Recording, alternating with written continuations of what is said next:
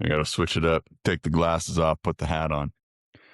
Let's Yeah, go. welcome back to the Battery Podcast with your hosts, Joe Beimel and Brent Dean. We're just discussing Brent's sick UCLA hockey jersey, which is Let's pretty go. awesome. I was just like, wait a second, UCLA has a hockey team? Like I had no idea. Yeah, and they might. I think they do. I was influenced by Instagram. I just targeted on the algorithm and had to buy one. And then obviously UCLA is starting their regional today. Girls softball team's been crushing it. And then the baseball team opens up today, I think in about 5 minutes. Nope, they just started against St. Mary's. So hosting a regional, they got Nice. Cal Poly, San Luis Obispo, Virginia Tech, and they're the number 1 seed. So hopefully they get a chance to go back to College World Series and show a little support. But yeah, UCLA hockey, I don't think that was a thing until maybe this year, right? Yeah, that's kind of crazy. And one thing I was saying was, well, one, if you're in the Big Ten, I feel like you probably should have a hockey team and a Yeah. wrestling team, because wrestling in the Big Ten is crazy. I mean, really only Penn State is like the real wrestling team. They destroy everyone every year. Yeah. But Iowa's got a pretty decent program, Nebraska. But when it comes down to like Penn State, no one compares. But with that being said, my brother Terry, his son Nick, played hockey out in the LA area for so long. And we would go to games, the Kings facility in El Segundo, Toyota awesome. Center. Went there all the time. So I'm like, yeah, why wouldn't UCLA have a freaking hockey program? They should. Yeah, it's some pretty awesome hockey out here. Kings and Ducks. I mean, there's so many fans, but just I never really played hockey. It just wasn't a thing. Roller hockey, not even that. So lacrosse, hockey, it's that's the East Coast and up north thing. Then wrestling too. I mean, wrestling's I guess pretty big, but it's bigger in the Midwest. And where's Brock Lesnar from? Didn't they find him in like Wyoming or Montana or something like random? Oh, I don't know. Minnesota, maybe? Yeah, that sounds about right. Yeah. And just like one of the he was a biggest wrestler. Specimens of all time. Yeah, he was like an all-state. I think he went to Minnesota, maybe. All-American. Yeah. And then obviously UFC champion too, so he's pretty impressive. Yeah. I think he played in the NFL as well. I think he wrestled in college, and maybe this is total bullshit. But we'll have to look it up. I think he wrestled in college, was like a crazy champion, like had a ridiculous record. Went to the WWE. I think they were the WWE at the time. Don't think they were still the WWF at that point. But went there, and then I think he left there and went in to the NFL. I could be completely wrong. We'd have to look that up. This is where we need to be like Joe Rogan, where I can say, hey, check that. Hey, look that up. Yeah. Where's our producer? Yeah. Right. Let's get fact checked later. Someone will comment. But I think he went and played for the Vikings for a little bit, or maybe that was before WWE. I'm not sure. Yeah. But then, went into the UFC and was champion there. Went back to WWE. Yeah, he's just a bad man. Yeah, crazy. Dominated. Special kind of athlete. That's a little bit crazy too, to want to get punched in the face for a living. Yeah. Well, go Bruins. Open up today. I know NCAA regionals, man, all over the country. Top 64 teams going to get showed out. So let's see what it looks like. It's a fun time in college baseball. Yeah, and I feel like I'm an honorary UCLA Bruin just because I'm friends with you. And friends with so many Bruins. Like all your former teammates. Yeah, Carly always says that too. Yeah. Like everybody she knows out there went to UCLA. And Jen Schroeder. Friend Petra went there. And Amy Jen Crawford. Or Amy Cole now. Yeah. Garrett Cole. You guys hung out with them like more than me. I know. Crazy. But man. Well, today I don't really have any plans for a conversation, so we can just keep it organic. But along the lines of college baseball, one of the things I did want to talk about was just the fact we see all the time where like a college wants to see a kid, a pro team wants to see a kid, and they always want it on like their terms. Like, hey, I want to watch you pitch. Like, you need to pitch today. Or, hey, I want to, a bunch of colleges want to see somebody pitch. And a lot of times that's not ideal because the kid isn't ready. Or even, I know this past year with like one of our athletes, I think he threw like a ton of pitches and then like a bunch of colleges wanted to see him.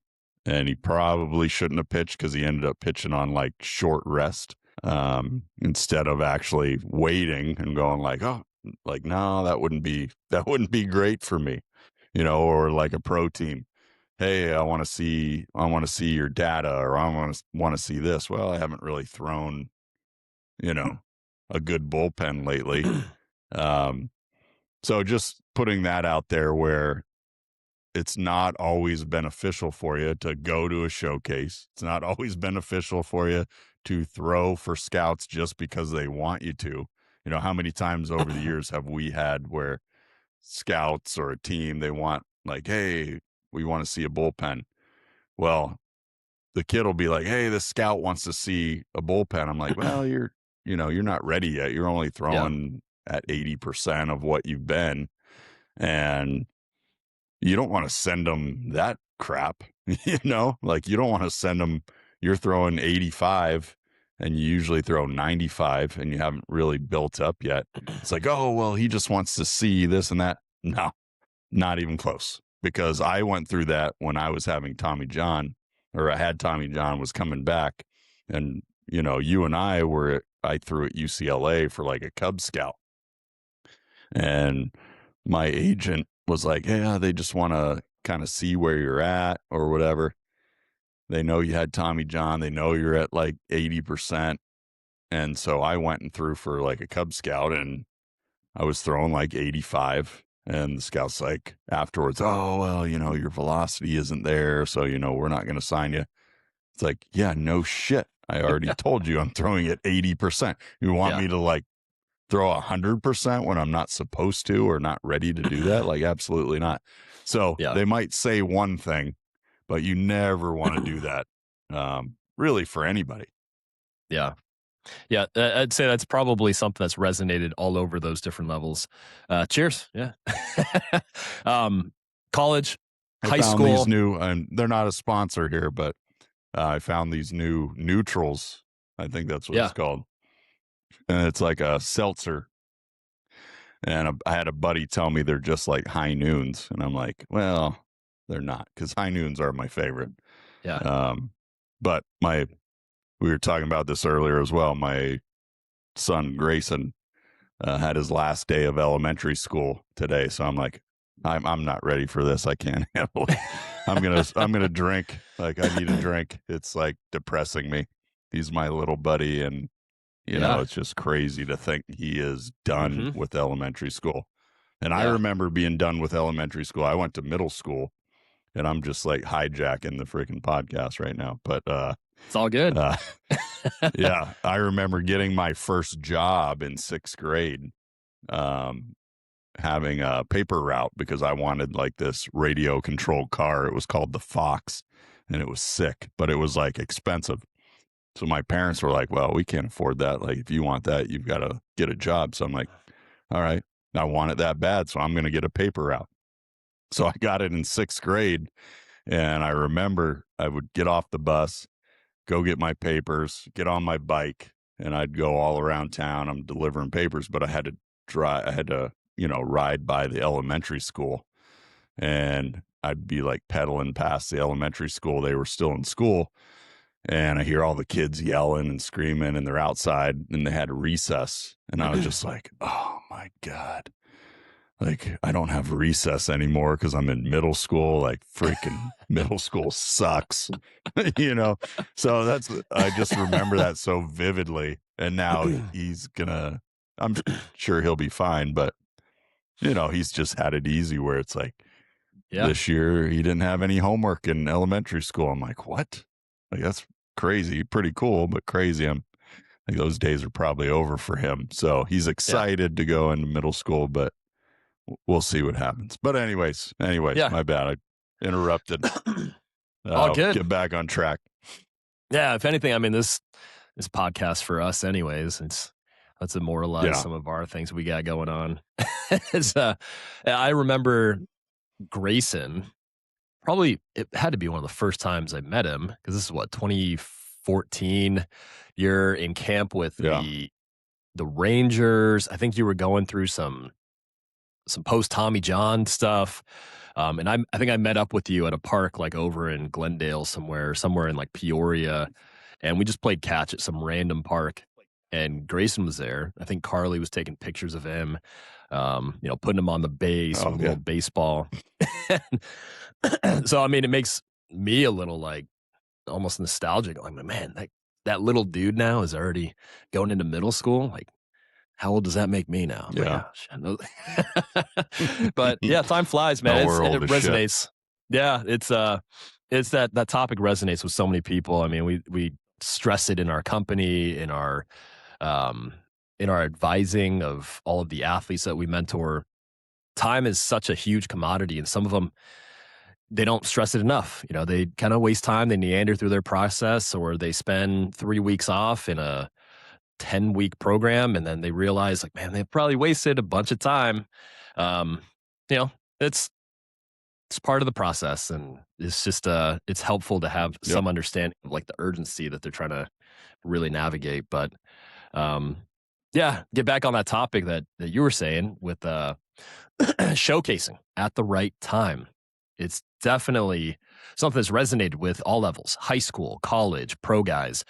Getting in front of people, unless you're a no doubt first rounder, you're coming off of a huge season, you throw 100 miles an hour, you're Rock Chalowski, like people are already very aware of what you're capable of.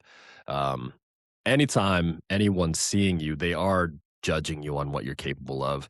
And if they've never Yeah. really taken in consideration all the other things you have going on, that's part of the risk, because you might risk being ready year round because you're always trying to push for a team or a showcase, and you've never really deloaded, and maybe you're kind of not really pushing your programs as much as you should for development. But when it comes specifically to showcasing, that's actually one of the biggest conversations that we're having right now, because we're getting out of the high school season. A lot of these sophomores and juniors are really trying to push on recruiting. So they have this robust schedule of showcases and tournaments and camps and um, whatever workouts that they have planned, and have all these calendars that we have scheduled out for them. And sometimes I'm like, well, you don't need to be seen 9 times in the next 2 months by the same people. Do it once or twice Yeah. when you're actually ready. And yeah, you risk overexposure at that point. Hey, he was 88 to 90 this point, but we're seeing him again. He's 84, looks a little tired. It's back to back to back weekends, and you're kind of losing priority. That's probably one of the adaptations that most high school guys and younger college guys need, is not just the ability to have that high end metric, like throwing 90, throwing 95, hitting really hard, staying strong, but it's about sustaining it and being able to keep it over 3 months, 6 months, 12 months out of the year, and understanding how Mhm. to make sure you're not putting yourself in a negative, I guess, ability to repeat it. Yeah. I mean, being overseen is such a thing. I even think so. Tomorrow, I'm coaching the Little League All Stars in like our area. So we combine, my town. We combine with another like 2 other towns to form one team for All Stars, just because it's such a small area. And if we took just the kids from like our one team, we would be really bad. Um, but with that being said, we have tryouts tomorrow and Sunday, and kids are allowed to try out both days, right? So if you feel like you need to try out both days, um, you can. But the one thing, like even me as a coach, like I'm going to be like basically picking the team. And if someone comes in on a Saturday and they have a great day, but they also come in on Sunday and then they do really bad, it's hard not to sit there and go like, Yeah.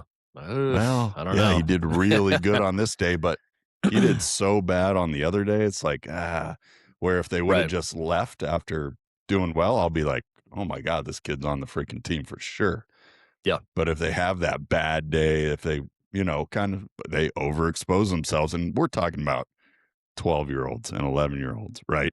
So it's not really that big of a deal in the grand scheme of things. But me picking the team, All Stars, is a little different than your regular Little League season. So I'm going to pick the best team that I feel can compete.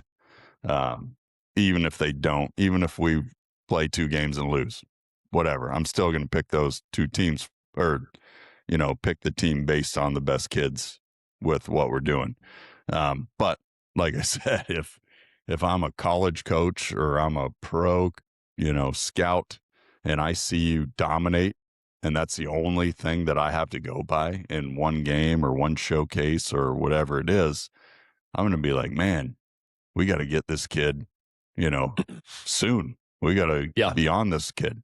And then if I see that bad result multiple times, or we see a really bad result, yeah, I mean, maybe at that level, you're like, you want to see something else. So you've seen what they're capable of, right? You see, like, hey, this is where this kid could be, and maybe you look at like a poor performance, and you go, all right, well, let's see how he reacts to this poor performance, because it's going to happen. You're going to fail at some point in baseball.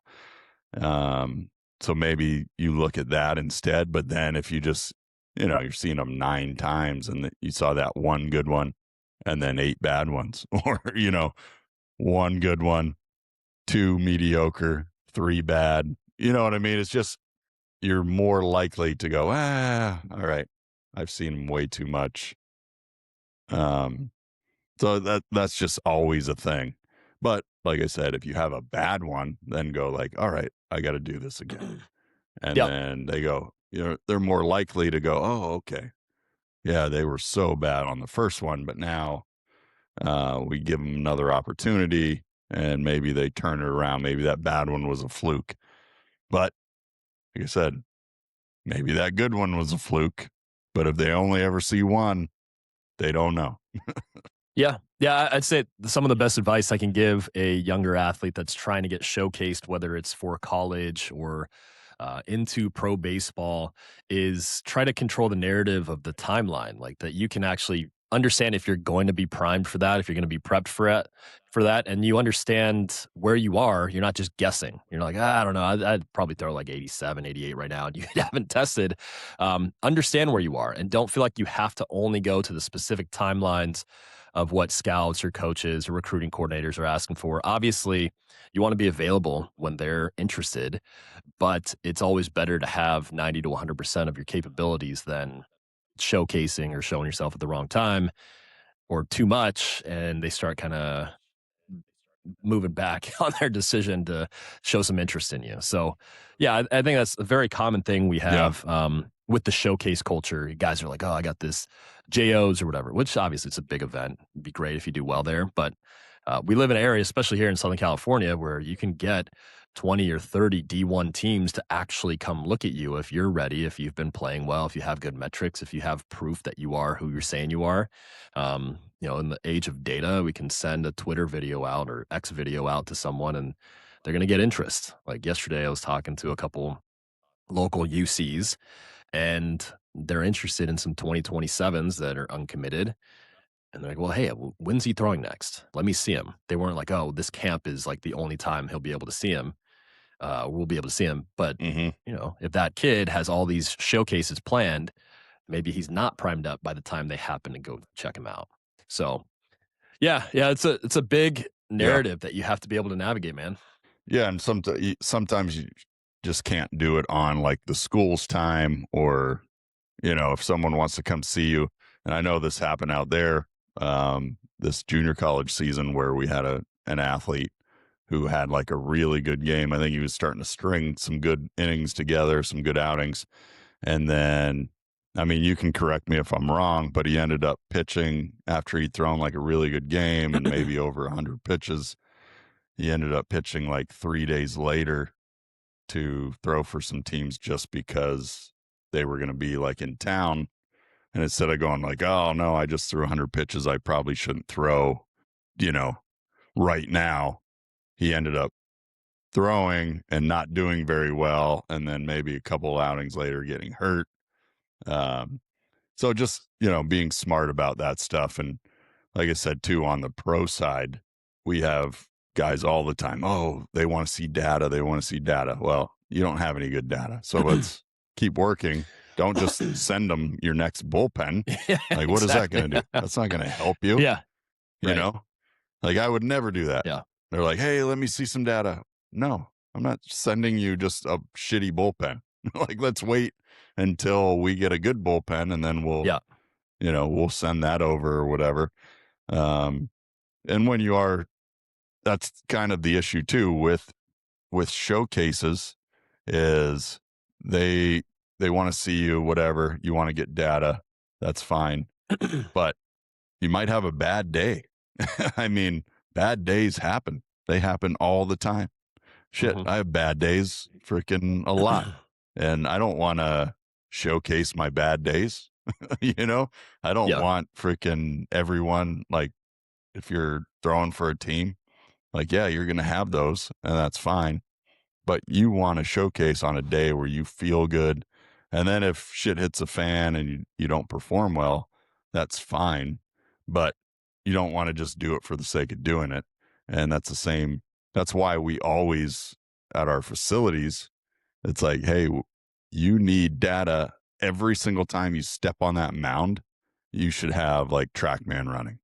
You should never step on that mound and just be like, you don't have anything going. You don't get any data, because what's going to happen is Yeah. one day you're going to have the best day of your freaking life and there's no proof of it. So now you throw these bastard pitches, you're throwing as the hardest you've ever thrown, and what, you got to, maybe somebody gets a video of the radar reading or something. Like, that's not good enough anymore. Mhm. So you've got to have, because maybe you were throwing a 4-ounce ball. No, that's happened in the past where, when all the social media stuff started, guys were doing that. They're throwing like a 3-ounce ball or a 4-ounce ball. I mean, I had the 2-ounce ball viral like Yeah. video that one year Yeah, I throwing remember to that. you, where I actually said in the comment that it was a 2-ounce ball, but then people took it and like put it on every platform, and everyone thought it was a real ball. I'm like, well, I didn't get signed because of that. I wasn't trying to say that it wasn't a 2-ounce ball, but people have done that in the past. And then organizations get burned because they sign the guy and then he shows up. He was hitting 99. Now he's hitting 89. And they're like, what the hell's going on? So you do need to have that data. And that's why we stress it with our trainers, with our athletes. Like, every time you get on that mound, something's got to be running, just in case, Yeah. just in case. That's why you got to have video, just in case Yeah. you have the best day of your life and you weren't expecting it. And now you're like, you go from not having any opportunities to getting a chance to maybe pitch professionally, or, you get a bunch of colleges all of a sudden go, oh, whoa, wow, I didn't know he threw that hard. Let's pay more attention to this guy. Right. Yeah, yeah, that falls back into, like, maybe that recruiting conversation that we had, where you gotta start filling those lanes of, I guess, the validation that you are who you say you are. Obviously, with a showcase, with any type of, one-time bullpen workout, whatever, live ABs, you're trying to kick the doors in with a little bit of attention because you have a show out day. You hit 95 for the first time, or in front of pro scouts, or in front of your D1 recruiting coordinator. Excuse me, but the three lanes we talked about were, the first one's obviously just your effectiveness. What are your stats on the field? If you go max preps or baseball reference or any type of season that you've had, that's going to be validating that you're just good. Your batting average, your OPS, your whatever K per nine, whatever you're going to validate, that's important. But then the second part, which is now a lot more relevant, is that metrics data library that you have. So it's not just one bullpen with one video and a showcase. It's the last 6 to 12 months of data. What has it been? Is that validating your consistency in your training? Is that validating that you've been at those metrics multiple times and not just once? And then also, how do you kind of sit in the averages, because for a team that's going to draft you or pick you up or sign you to a big lucrative NIL or D1 contract, those are the types of things they're going to need. And then obviously each organization is a little bit different. They want to get eyes on people. um, the last lane is a little bit more in that part where it's who's validating it. So is it, an agent that's pushing for you? Is it your high school coach, your travel ball coach, your, organizational mentors like us? Like if you call Willie Bloomquist over at ASU and you vouch for someone, he's going to take your word for it. I mean, he knows kind of the reputation you have on player evaluation and the reputation that we've had with player development. So if we say, hey, this guy's a hard worker, here's his data, this is what I think, he's a no doubt like good clubhouse guy, the character and the makeup's there. You're hitting multiple lanes. It makes it a safe bet for anyone to take you. The issue is there's a lot of parents, younger players, um, highly skilled players that maybe only have one lane filled. They have someone that's kind of told them like, oh, just go showcase, and they do fine, but maybe they have no history of data. And that becomes risky. Shit. Shit. Oh, is that what it was? We're back. Yeah. Yeah. And that's where, I mean, we've had the advantage for years on that kind of stuff, just because how many guys over such a long period of time since basically like 2018, maybe they weren't really great in high school or they didn't have a great season. And then they come and they train in the summer and they're putting up numbers and we send it to somebody and they go, oh, like that's cool. Like I want to come see this kid. Then they come see the kid and the kid is doing what we sent them. We're not sending them bullshit. So then they look and maybe a, they have a lot of data that kind of backs it up, but then they see him that one time in our facility and they go, all right, I'm going to sign this kid because he is doing this. And, we've had those kids where it's like, they come and they watch them and then that kid does even better than the data that we sent the coaches and they go, all right, we're signing him. Like this kid was kind of out of nowhere. So that's, one of the benefits where I don't think that exists anywhere else. I don't think that happens in a showcase that you're going to a school, because if you go to a school and you're going to a showcase, I mean, I hate to break it to like a lot of the parents, but you're probably not on the radar to begin with. And if you are, they're sending you stuff like, hey, let's get you to the showcase with everybody else. You start to kind of look around and the talent isn't really that great and the head coach isn't there. And probably just like they're trying to get your money, and that sucks, but that's just the reality of things. Because some of the, a lot of the kids that we train, they'll go to a couple showcases here and there. And I think a lot of times it's for fun, just to kind of see how they stack up against different players.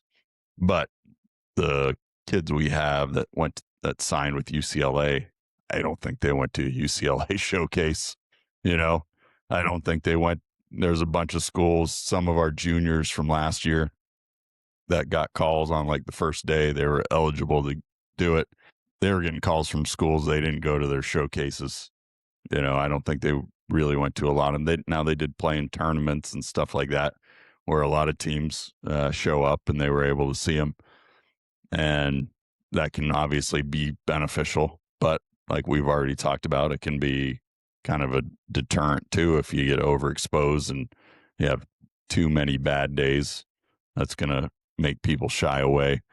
But yeah, even just it's just knowing kind of a little bit of everything.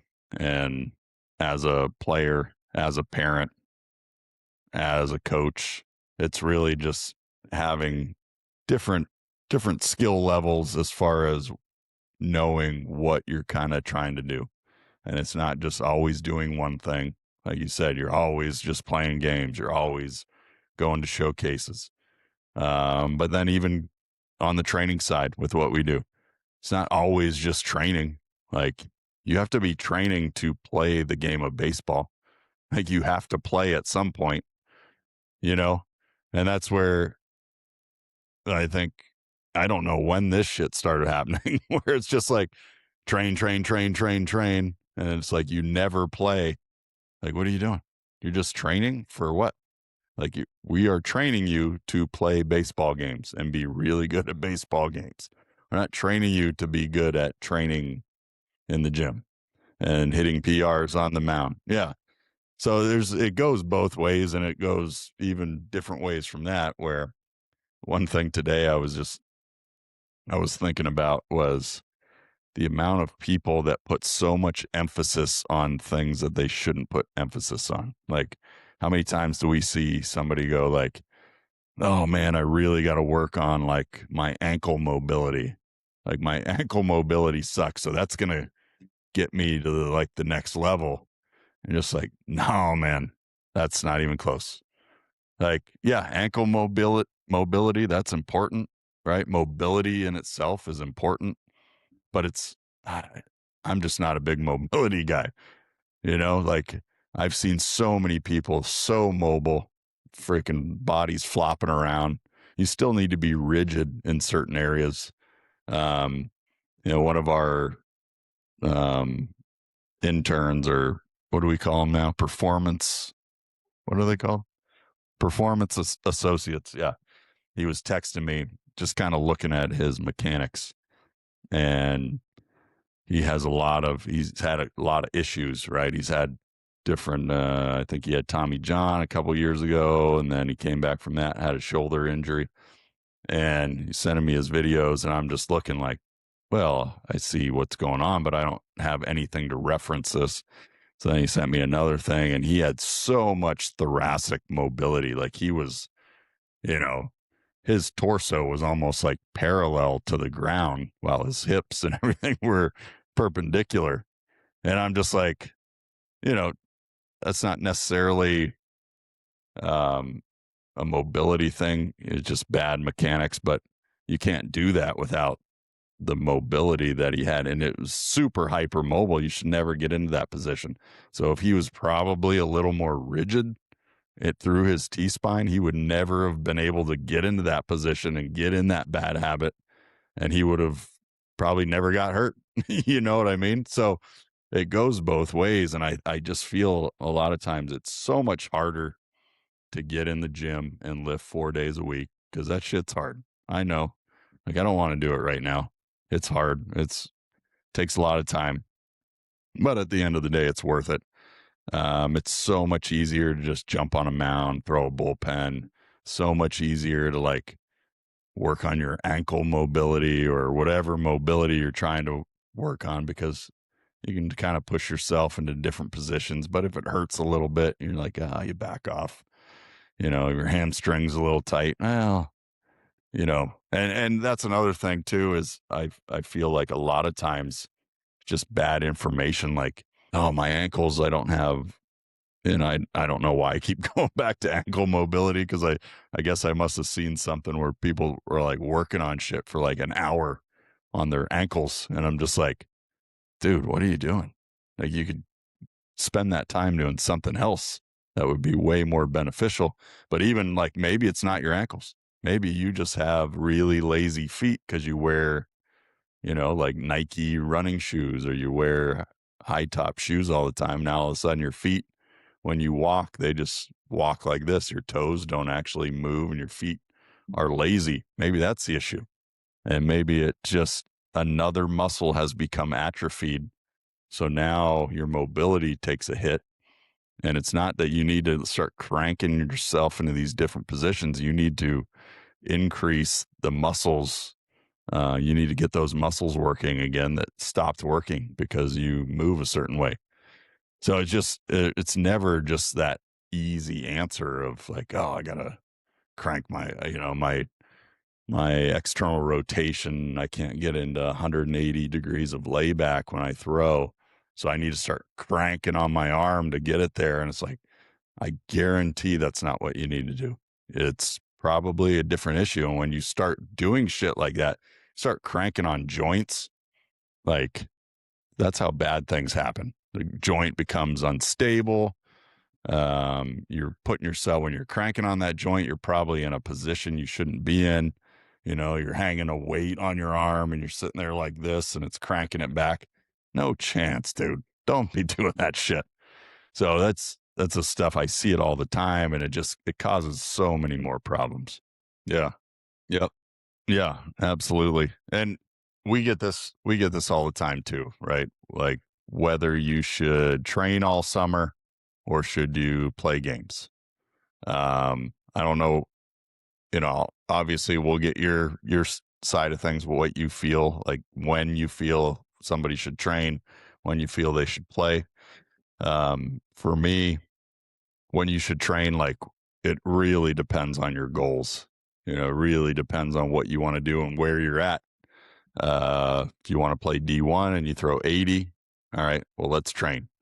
If you want to play D1 and you throw 88, 89, yeah, go play. Go play. Maybe you'll unlock something like during those games, you get into competition, you get some adrenaline flowing. Go play go play the game. And you can also do a little bit of both. You can still train and you can still I would say there's never a world where you just completely stop training and only play.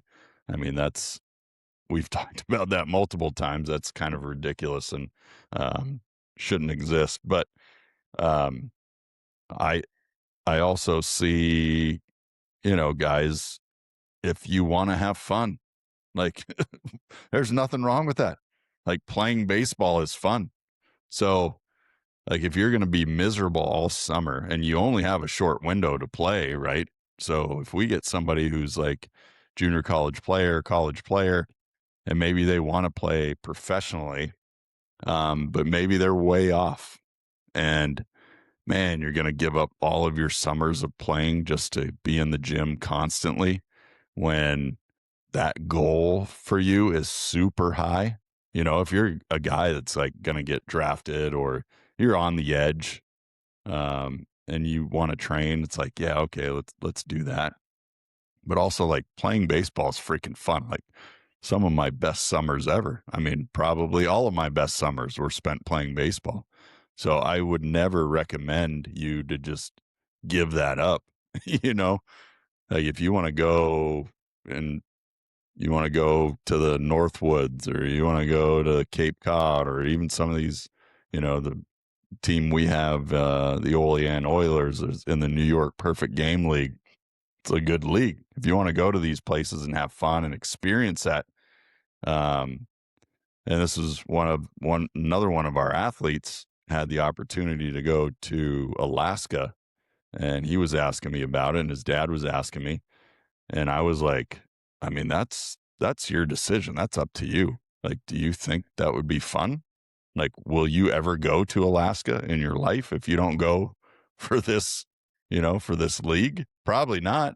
That would be cool as shit. Like, I never had that opportunity.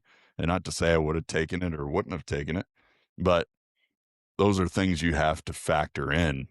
And it is fun. Don't just think of baseball as work all the time. And it is a lot of work if you want to get to a high level. It's a lot of work, but also that work should be fun. Absolutely. Without a doubt. Where are we at for time? Good. Yeah. All right. I think that's a good place to wrap it up. This one's going to be short just because we got shit to do, but yeah. Jeez. Yeah. We've had a couple guys go there, right? St. Mary's. Yeah. They've sent, I think their coach has come to the facility a few times to see guys. So not surprising if they're trying to get guys from our program that they're having success. Absolutely. Yeah, keep it rolling. All right, man. Well, good talking to you. Yeah, you too.